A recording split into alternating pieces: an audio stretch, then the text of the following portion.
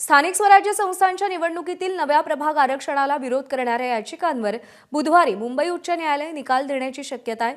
या प्रकरणी सुनावणी पूर्ण झाली असून मुंबई उच्च न्यायालयाने निकाल राखून ठेवलाय। ऑगस्ट महिन्यात राज्य सरकारने आगामी निवडणुकांपासून नव्याने रोटेशन पद्धतीने आरक्षण लागू करण्याचा निर्णय घेतला होता। मात्र जुन्याच रोटेशन पद्धतीने आरक्षण सुरू ठेवण्यासाठी राज्यभरातून मुंबई उच्च न्यायालयात याचिका करण्यात आल्या होत्या। 1997 पासून साल 2017 पर्यंत झालेल्या जिल्हा परिषद आणि पंचायत समित्यांच्या निवडणुकांमध्ये अनुसूचित जाती आणि अनुसूचित जमाती या संवर्गांसाठी रोटेशन पद्धतीनुसार आरक्षण देण्यात आलं होतं। रोटेशन पद्धतीनुसार ज्या जागांना पूर्वीच्या निवडणुकांमध्ये आरक्षण मिळालं होतं त्यांना वगळून इतर जागांना यंदा आरक्षण द्यायचं अपेक्षित होतं।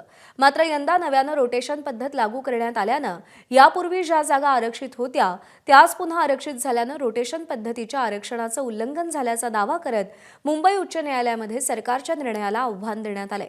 दरम्यान प्रथमदर्शनी हे आरक्षण लागू करण्यास हरकत नसल्याचं मत गुरुवारच्या सुनावणीत मुंबई उच्च न्यायालयानं व्यक्त केलं होतं।